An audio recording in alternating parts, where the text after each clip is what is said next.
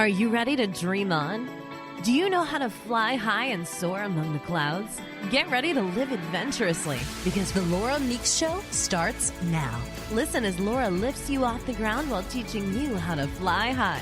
Forget ground-level drama and be prepared to confront your dreams head-on as she encourages you to navigate towards your North Star and into what just might be the best life you've imagined. Dream on. Live adventurously on The Laura Meeks Show.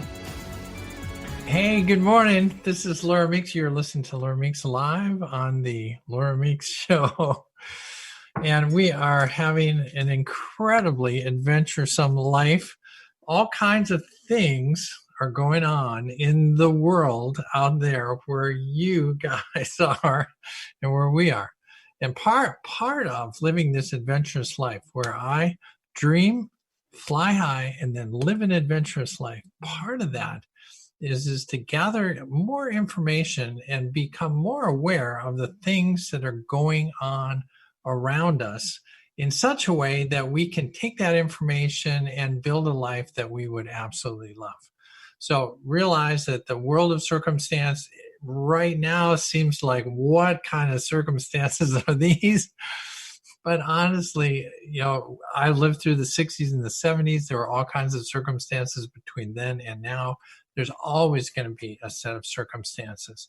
And so what we want to do is that use the power within us to create a world that we absolutely love. And to do that, then you come to my show so that we can talk to people who are skilled in this area and can help us do the things that we need to do to craft that world that we absolutely love. So just to let you know, today we have Susan Lake is in the house. The title of the show today, by the way, is Thinking Outside the Box. So we want part of the solution and working to achieve the things that we want to do is sometimes we feel like we're in this box where we know what we're doing and we think we are in control, but we want to kind of think outside that box. So today I have Susan Lake. And let me read you some of the stuff that she's got. Susan Lake is a professional educator and a facilitator for the studies of meditation, mindfulness, and spiritual studies. She's an inspirational speaker and educator in the field of holistic health principles. So we're gonna go down that road today. She works with business women and is an advocate for programs that bring, and this is the outside the box, brings together Eastern and Western healing together in one spot. We're going to use those modalities to achieve what we call the total person. Now, her work is specifically tied into the area of recovery and addiction. Susan is the facilitator of meditation and spiritual studies at the Advanced Therapeutic Service Center here in Rancho Mirage, California. That's kind of where our studio is.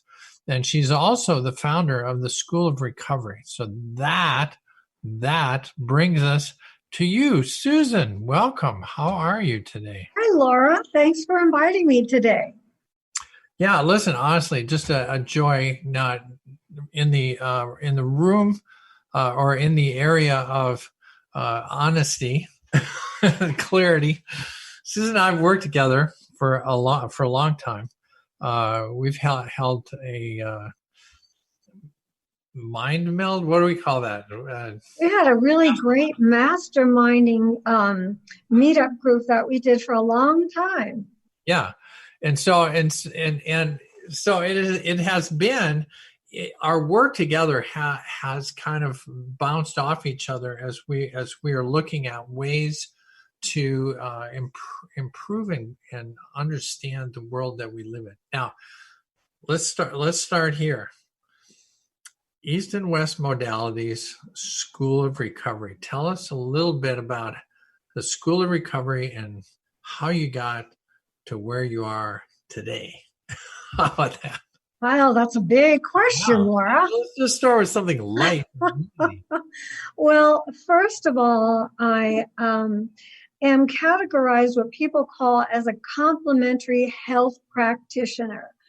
And I work in an environment at the Addiction Therapeutic Services Centers where I work among therapists and counselors who have prepared recovery programs for those people recovering from a variety of different addictions. And I felt like, first of all, it was groundbreaking for them to do that because I was right in the situation where you had Eastern and Western practices happening at the same time. And it's a great field and a great working ground to see people from beginning to the time that they leave their recovery, what that looks like, and what is their biggest questions about moving forward in their recovery. And that brought me to understanding the need for the School of Recovery unto itself. Because as you know, Laura, we're living in a world today where we are bombarded with technology. And it's really important for all of us to begin to go within to locate that inner technology. What is it in us that's going to enable us to enjoy a purposeful lifetime while we're here on this planet Earth? So that's where the impetus, and that is where we find ourselves now in the field of recovery. Well, one of the things that we've talked about between you and me a lot, and I think this is a great place to start, is that when you got involved in the addiction world and you started working with those particular people in a new way. So there's kind of this, how does it normally work here in the desert? We have a number of addiction recovery programs here. Betty Ford School is here in the desert, so some of the best are here. But one of the things that you and I found interesting is that there is kind of a normal path in the world of addiction where people go into the Betty Ford Center. That's kind of like a 30-day detox sort of thing. And I always kind of in my mind, I always thought, well, okay, you just go there for 30 days and they kind of, fix you. And then you're out and then, oh man, I'm recovering now. But in reality, that just is like just to get the alcohol or the drugs out of your system. And then you go off into this other world where there's psychologists and recovery and all these other things. But there was this missing piece that you and I had worked on in meditation and other thought changing techniques that was not in this program, right? And then tell us a little bit about when you started down at the working with these patients. Well, I think one of the biggest questions that I find individuals ask is, how do I do this? How do I make these changes being suggested to me? How do I actually, evaluate and give authority to something I have never experienced, or I don't see any different than where I am right now? And I think one of the things that the School of Recovery addresses is how we begin to change the way the mind is seen with us, both body and mind. What is that relationship? And number one, through meditation, we actually experience a silence of the mind. And it's a place where we discover deeper consciousness, and we actually can also reach a place of what's called bliss, or that feeling of unity with all things, which causes us to understand what that authority we talk about means. But besides that, we have to learn really how to put that principle into work, into our everyday life. And so I've developed a complementary way of putting both things together, to where in the classroom, we encourage inquiry, deeper study of the self, listening differently, actual exercises where we relate what we're talking about to our life. And when we learn that the mind is both active and reactive, and we start to understand the situations that trigger different responses from us, and that we can distance ourselves from that and change the way we think to change our life, we suddenly have a tangible that we can begin to practice. And of course, Laura, we know this: anything you're going to do that's going to change your life. Let's take meditation for a moment. We want to get to the place where it becomes so enjoyable for us that we wish to be there more often. And that's how we begin to change and create a sustainable healthcare program where we can actually continue recovery. Yeah. Now, one of the things that we found that I think was so interesting is that when you had gone down to work with ATS, there was again this program where they're in a sober living, and then they come over here and they get some counseling, and then there's kind of like a nuggets, a to-do list of things that they need to do. Yet when you started, all of a sudden there was this one class during the week where they come and join you, and you start teaching them this way to slow everything down. So, in the recovery world, there's this, you got to stop drinking, and, we're going to have all these techniques so that you're not craving alcohol or drugs or whatever. But to me, the super missing piece was this part where they came to you and you started sitting with them. And so describe to me, because there's some really neat stories where you're just like in this room and they're experiencing a calming mind for the first time, and then some of the reactions that they've had, because some of your students have had some very strong reactions, like, why doesn't anybody else teach us this? I think that's an important piece to get across. Well, I think I like to think of myself as a team member, as part of the solution, first of all. And one of the principles and one of my values is that if you're going to be in the room with people and you are the teacher, let's say that you are demonstrating, you are the example of what are you talking about. So that demonstrating compassion starts with the instructor or the facilitator.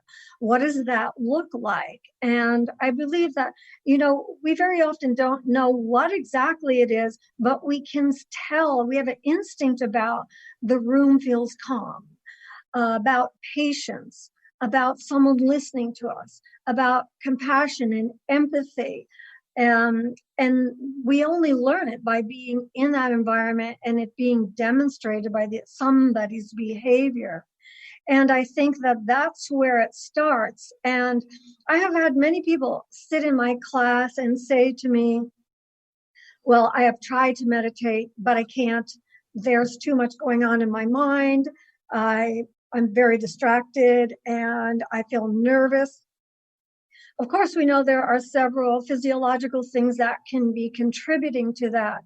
But for the most part, people feel like meditation, there's a right and a wrong and a pass and a fail. And of course, we know that there is not.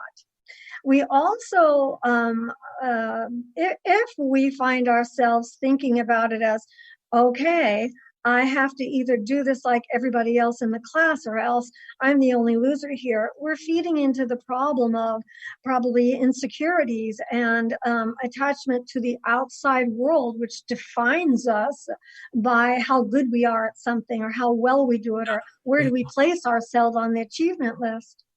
So being able to understand that when you close your eyes today, you're simply going to be in this space of quiet is a very comforting thought, number one, and there's no threat about that.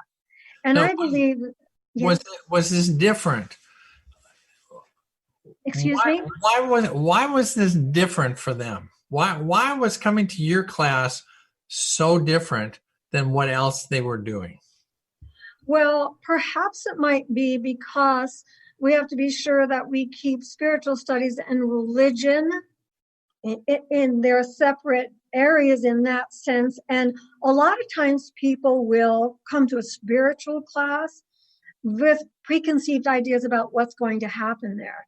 And I think that what they found and what they continue to find, and those who will be in the school will find, is that it's a principle, it's a way of living our life. Our spirituality is separating from the outside world, our values and principles, and really connecting to the inner technology of our existence. How do we number one, we have to actually experience stillness to understand what it is and to value it. And from there comes a relaxed state that allows people to now consider deeper concepts, deeper thoughts about what makes up spirituality. What about me? What about the way my mind works? What about the way I listen to people? What do you mean by happiness? What do you mean by relationships that are deep? And what is loving? Where does that come from? Does it come from out here or in here? So in my practice and in my classes, those are areas of focus and concentration that we put at the forefront. We work from the inside out. Well, now let's go back to take me back to your classroom. So here you are at the center. You've got 6 or 8 people, right? Come into your classroom. Could be many more. And all of a sudden, here are people who are, first of all, in my experience, they say they're going through alcohol recovery. They've been in this system. They've been told they have to stop drinking. Now they're in sober living, and they're kind of rebellious. It's like, and then they come to your class like, oh my God, what's this lady going to teach us about meditation? And tell me about some of the people who you encountered, because some of those people were like, yeah, whatever, lady, get on with it. Let's get out of this class. But some of those people turned around. So tell me about that. Well, I'm going to go back to this again, and that is, there we are. We're preconceived ideas about what is spiritual class. I remember in high school when we thought very many people thought when they went to music class, it was the time to relax and just kick off their shoes and do whatever. As you know, Laura, my beginnings in life was I went to a conservatory of music and performing arts. And so, here you have the student who can't wait to get in there. And then you have the student who's thinking, good, 40 minutes of rest, relaxation, chewing gum, whatever. Same thing in class. You have the student who comes in hopeful that there's going to be something heard there that's going to help them in some way. And then you have the person who does come in and thinks, well, this is another one of my classes. I would say this, it's like anything in life, you have to want to be there and you have to be ready to put in the work of anything. But before that ever happens, we need to walk into an environment where there's no threat of anything being forced upon us. In my classes, yes, I do set the stage, so to speak, for that transcending hour or 90 minutes or however you're with me to kind of tune out everything else, and how are we going to focus on what we're doing. One of the things that I do in the classes that I teach at outside institutions is actually an introduction to the mind-body relationship. What does that mean as far as spirit and meditation? How is meditation the vehicle that brings me there? And I think that I'm unique in this sense. Throughout the class, we write. Throughout the class, we're doing assignments.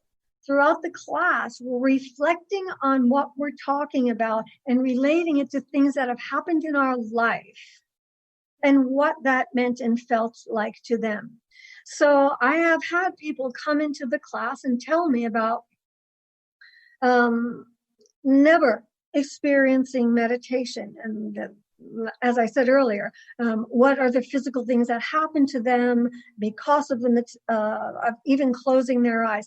And 6 to 8 weeks later, that same person on any given day closes his eyes again in attempt to meditation. And on that given day, they fall into deep rest or deep sleep and are amazed at the feeling of what happened and that it happened. But it happened because they tried continually to sit in silence and create that moment of silence for themselves.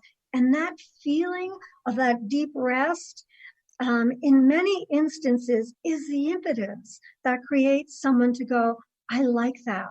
I want to be there again. And that's when we really begin to see how meditation affects us both spiritually and physiologically. One of the challenges that we face, I think, in America is we have kind of a strong belief in therapeutical drugs. We have very much a science-based system. And my experience with people going through a recovery program is that it's a lot of our current world in if we're going to talk about going outside the box, most of their box is really involved in detoxing you and then giving you some medicinal pharmacological solution to help you, stay off of a particular chemical so that you don't fall back. But one of the tools that I think was a surprise, not only to ATS, but to the students that you were in, is you're absolutely right.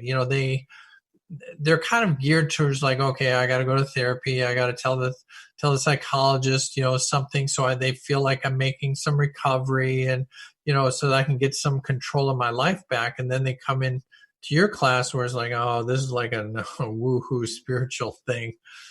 But what I've heard you tell me a number of times is how often somebody who's resistant, who's never meditated before, has gotten into a spot in their life where all of a sudden they're in your class and they're, like, I'm not going to close my eyes. All right, I'll close my eyes. And then next thing you know, they end class like, whoa, that was like really important.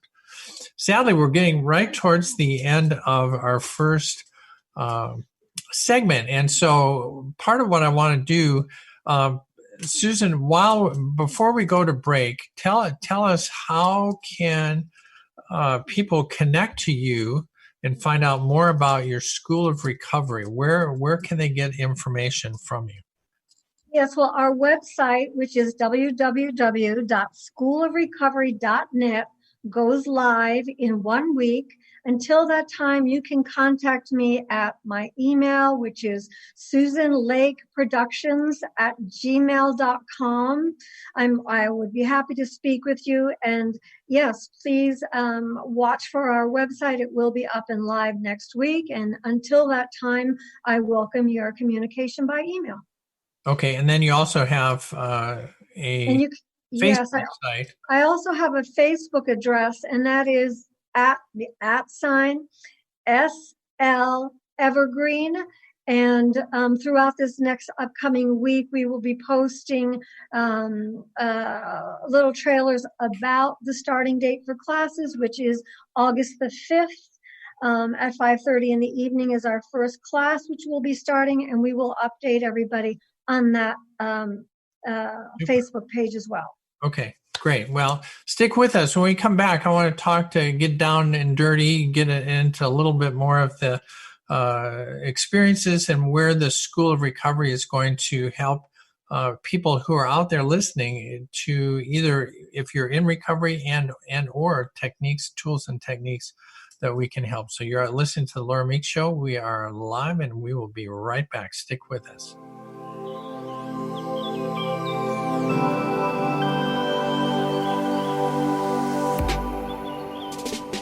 Get empowered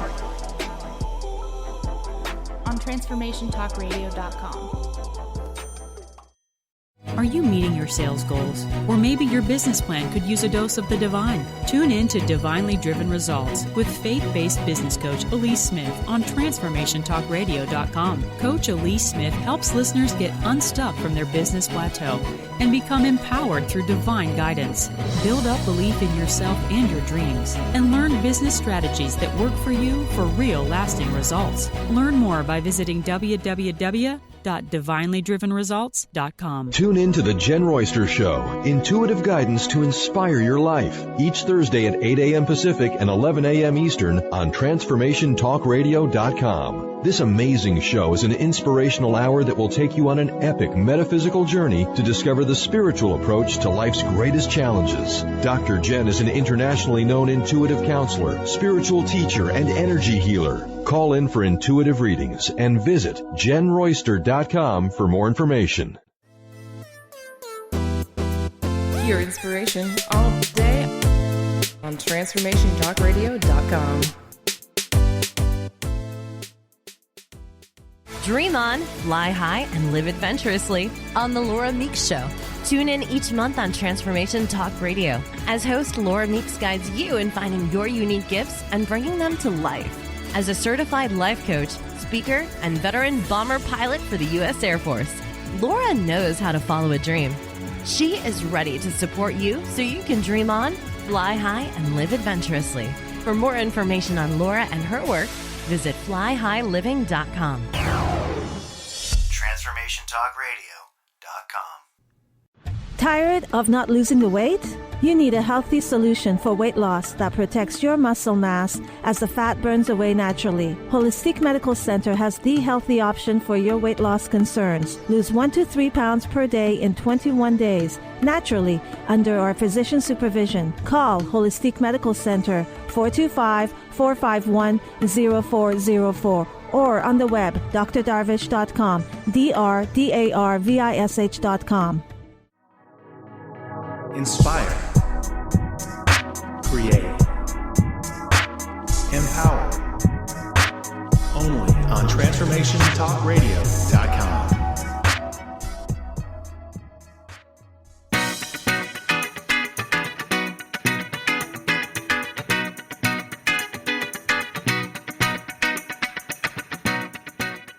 Hey, welcome back. This is Laura Meeks. You're listening to the Laura Meeks Show live here on Transformation Talk Radio.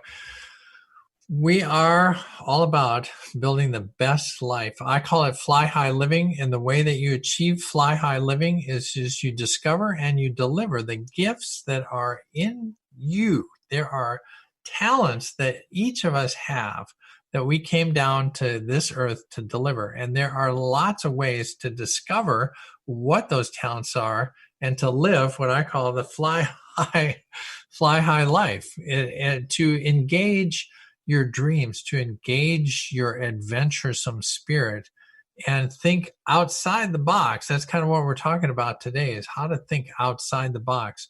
If you didn't join the first part, we are here with Susan Lake.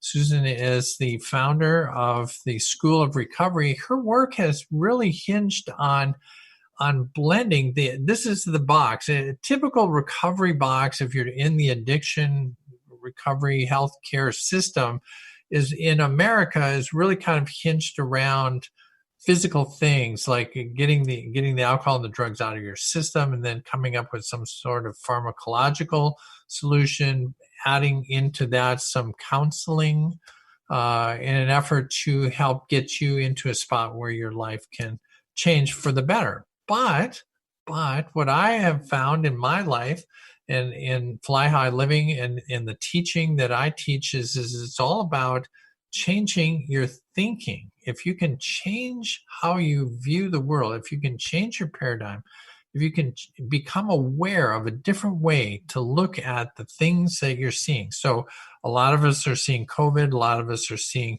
a challenge at work. There's all kinds of situations, and you could fear them, you could embody that fear and live that way, or you could change your thinking about how you think it. In the world of recovery, Susan has been adding in this critical extra piece of the metaphysical and spiritual side, the mindfulness that is required to change your picture of how that addiction and how that recovery is going to be handled.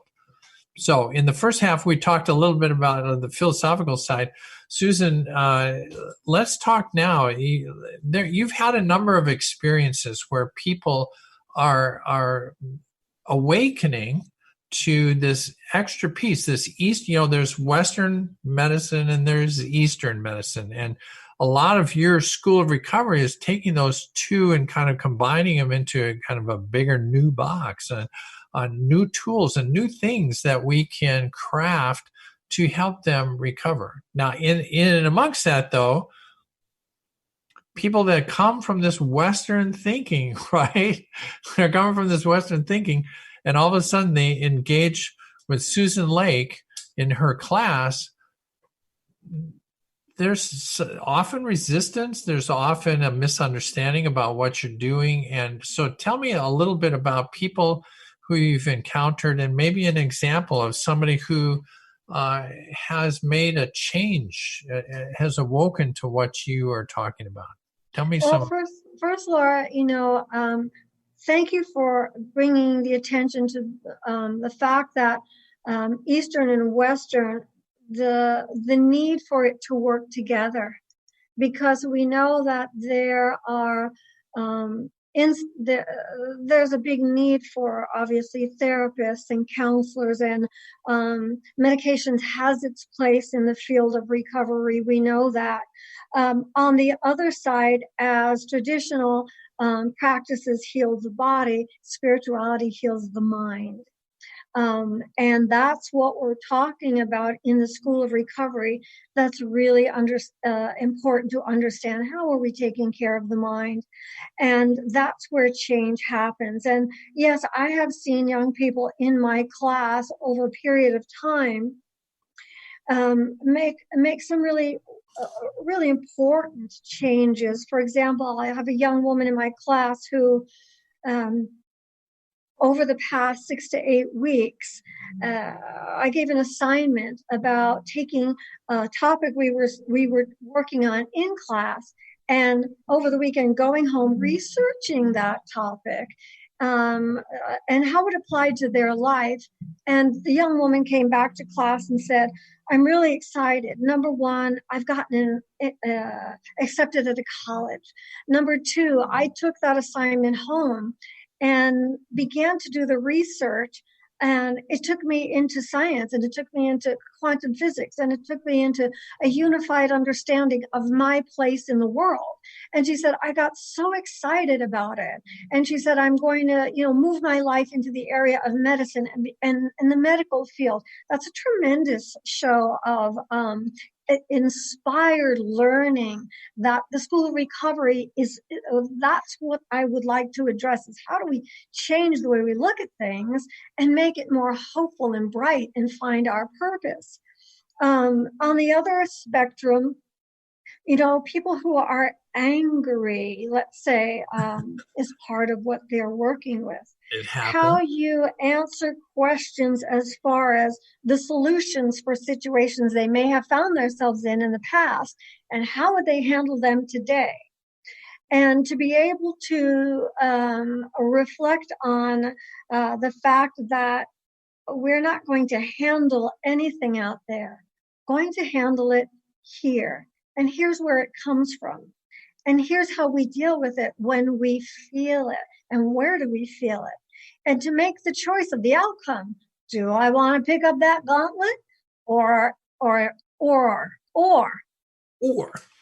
So I think that those are the kind of choices, and those are the kind of decisions that a school of learning with an actual program, an actual curriculum, really sets up the individual for learning something and carrying it again, Laura, not only into the classroom, but into their life. That's where it's going to matter, because that affects, as we know, the community you live in, the relationships you have, and how do we handle those volatile situations that come into our everyday life from the perspective of the inner self.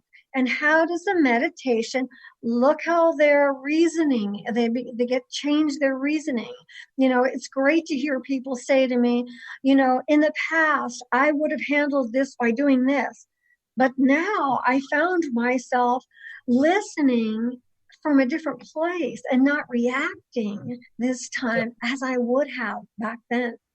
Now, let me ask you this. Can't I, if I'm listening to this show and I'm thinking, oh, yeah, meditation's really good. I watch a couple of YouTube videos and work on meditation. It seems, reflect on that. Is there a need for a school? Do you have to go to a school? I think school sets up a structure for people and keeps us accountable. I also think it puts us in an environment with like-minded people who are going to support what we're all doing there. And we create also what's called a spiritual community. And that is the blessing, the gift. And that is why school, I believe, is important to us in our development as people. Yes, nothing is more valuable than knowledge. And that's how we grow and we expand, and how we handle things differently as we move forward in our transformation. Yeah. Well, and in my coaching and in my teaching, one of the things that I found in my particular life is I'm pretty sharp. I learn things very quickly. I could build a dream for myself and learn the tools and do it myself. But there are dream, in my world, building a dream, following your, flying high and living an adventure, some life. Part of the challenge that the school solves is the fact that you build this incredible dream, you write it down, you read it to yourself a couple times a day, and then you go home and you tell it to your parents, your brother, your sister, your wife or your spouse, and they go, oh, that's stupid. You can't do that. Bam. Dream stealer. I mean, just bam, that's it. And part of, I think, what's great about the School of Recovery is that you're going to learn some of these techniques, like you say, in the company of some other people. So rather than just sitting in your office and watching a YouTube video going, I'm not sure, am I doing it right? It's so much better when you're in a group and you can say, well, and this happened to me in my very first meditation. I was in a group of about 8 people, and I had no idea if I was doing it right or wrong. And it was nice to be able to say, well, this is what I felt, or I felt distracted, or I was listening to the music. And it's nice to have a group of people there that are supporting you until you can kind of build up, immunity from these people that are going to steal it. I mean, it's hard enough to reduce addiction, but you don't want to, I mean, imagine if you went through all this challenge and you went home and somebody offered you a beer or a drink. I mean, it's like, no, I don't want to be around you yet. I got to get strong to get going. So to me, isn't that part of what the school is there for? It's support. It's a sport. I think, Laura, you mentioned something that's really, really important. We all have a vision, yes. And I think we also, in the School of Recovery, address this. I have talents and I have passions. And my talent doesn't necessarily mean that's what I'm supposed to be doing. And we have to come to a place of acceptance where we go, it's okay to morph and change on my way. And what does that look like? And how do we handle that so we don't feel defeat as we're moving through that? So we don't retreat to judging ourselves. And that's a real big part of it. And how we discover the deeper desire, the real passion about our life, and not getting stuck in there. No, this is where, this is it for me. How do we address that? How do we move through that? How do we make that okay to change? Well, and think about this. This is another piece of changing your awareness and changing your thought patterns, because it would be very easy, especially in the addiction recovery world, to say, oh, I've got the DNA and it's just who I am. Or my parents were addicts and now I'm an addict. I can't do a thing about it. I'm just going to endure it. I'll go through the program a couple times. That's just kind of how it is. And we know that's so not true, that there is a strong connection between the mind and the body. And if you can change how you're viewing that, if you can change your thinking from I've got the DNA and there's nothing I can do, to I am strong and I have a vision of this. I am moving to my vision. I'm here, but I also know that I'm more than my addiction. I'm more than alcohol. I'm more than my drugs. There's passion, and like you say, part of recovery is connecting to your passion, to your gift, to what you enjoy in life. And if you're constantly over here on the negative side, like this happened, then they argued and I punched a guy and now I'm arrested and life is over here. It's like, no, life could be over here. You could be learning new things, making some money, investing and doing something that you love, helping people. And then next thing you know, you're moving from this side to that side. And it's in that school environment that I think is that you have the support. Because again, it's kind of like, I like this example, a little kid plants seeds. So like you're in kindergarten, you get the little paper cup and you plant the seed, and then we water it every day. And then you see it come up and it's, an inch high. And you pull it out to see what's going on down there. It's like, well, no. You got to wait till it's stronger. You got to build that. And I think, tell me how that. So the School of Recovery, you're right. And what we're doing is connecting to the deeper self, the inner self, that silent self, and learning how that silent self and the mind are, that's what we research. That's what we learn how to connect to. That's what we learn how to be in control of, to take care of. Because, for me, Laura, many, many years ago in college, I went to school for the performing arts. And many years into my adult life, I spent that time either as an artist, as an educator, as a president of large organizations around dance. And my journey went from actually beginning to learn about the theory and the psychology behind dance and performance and being okay to be out there, to where I am today. And of course, think about this in your own life. As that is morphing and changing, someone might say, well, how does a dance person get into the practice of the mind-body regeneration, transformation? That's the journey. We are meant to evolve and to come to our greatest purpose. What are we here for? What is my talent? What was my talent? So we're going to move through that knowing it's okay to keep changing as we go. As long as we learn from where are we listening, from what calm space are we moving into the next part of our life in here, versus what does everyone expect of me, and to what measure out there am I going to be measured as valued, successful, like that. Yeah, part of what I've learned, and I think is helpful to the audience too, is that. And I'll just use weight loss. For years and years, I could eat it whatever I want. Obviously, as you get older, that doesn't apply. And all of a sudden, you find yourself grappling with something like weight. And there's a lot of ways to handle that. One is you just say, okay, I'm just going to weigh more. That's I'm resign myself to that's the way it's going to be. Or you can change how you think about that. And part of, I think, one of the challenges of the Western world versus the Eastern world, the Western world really likes to deal with motivation, and I'm almost going to say willpower, in the sense that especially in the guy world, it's just you just got to buckle down. You're just not going to eat the right things. If you're addicted, you're just not going to take a drink. You're just not going to have a smoke. You just buckle down.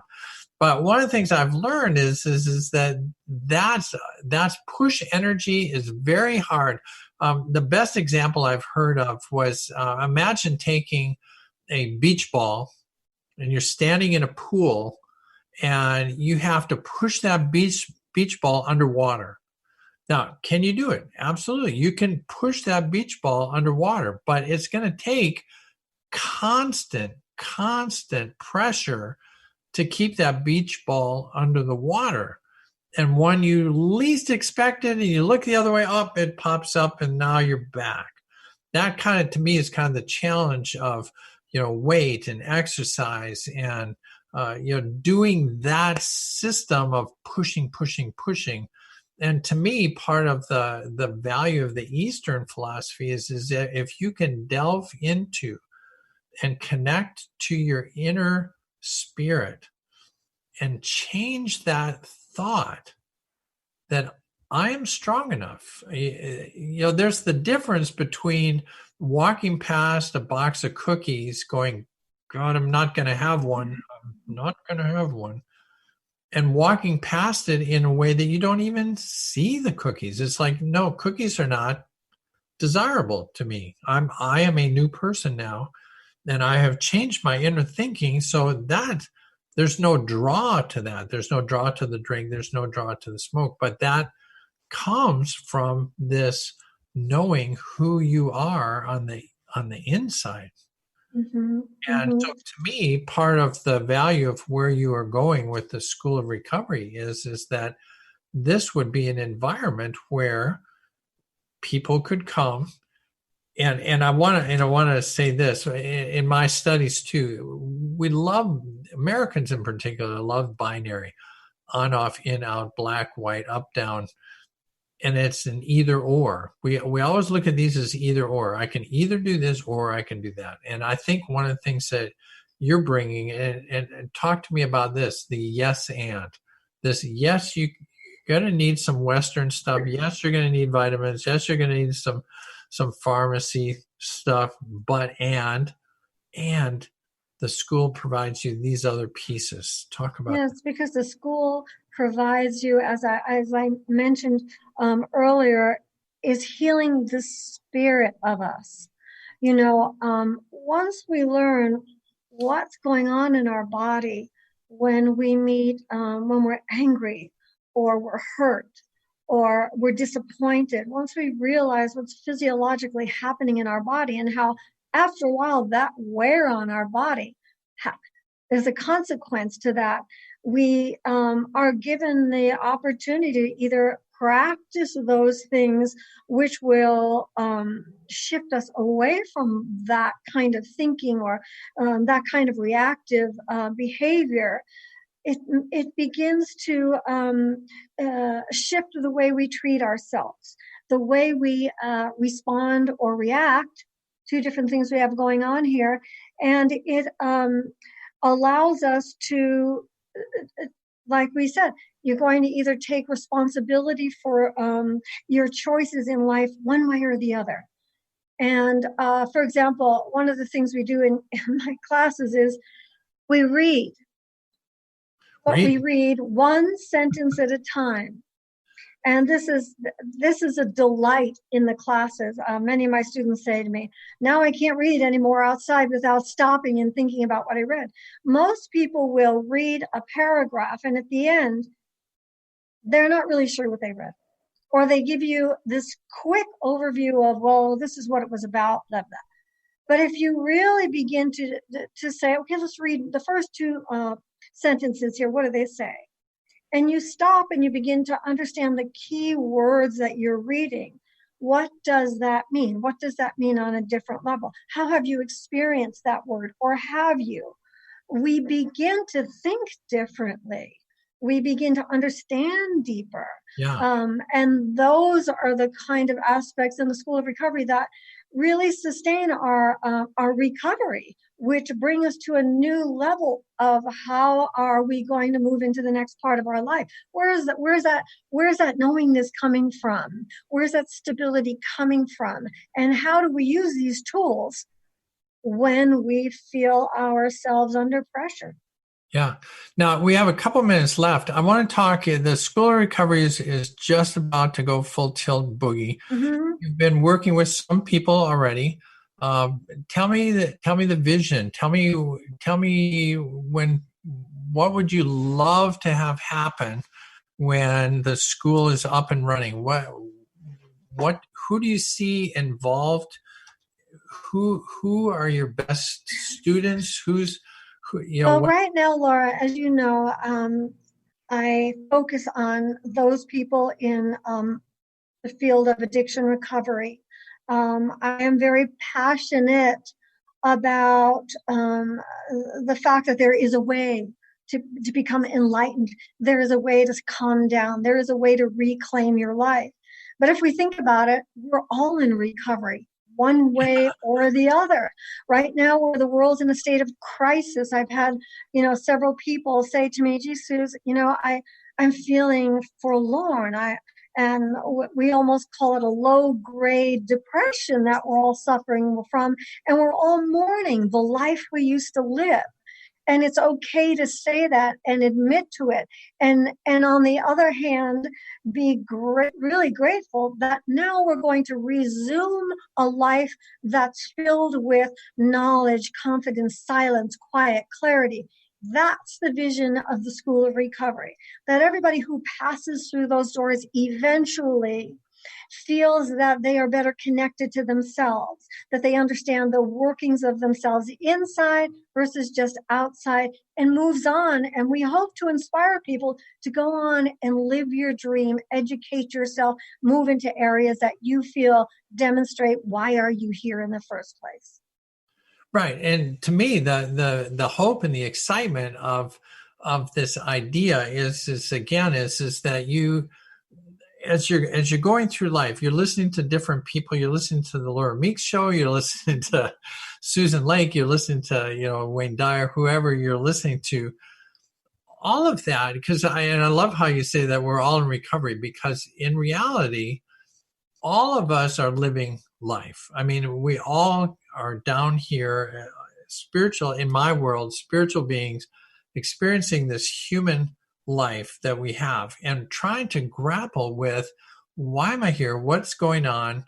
And how do I handle the circumstances? And so often we get so wrapped up in the circumstance that we don't kind of broaden our view, think outside the box, and figure out what else is out there. And so to me, the value of the school and the excitement of building up the school is now, especially for those that you're working with in the area of recovery, they have this one Western model, but now they have this added extra zest. To me, so much of what I've seen happen in your classes is the fact that all of a sudden people are aware of new ways to deal with the challenges that they're facing, and to become aware of a bigger picture, aware of that I do have talents, that I'm not, I was the second child. And for me, one of the biggest challenges was I was always known as, my brother's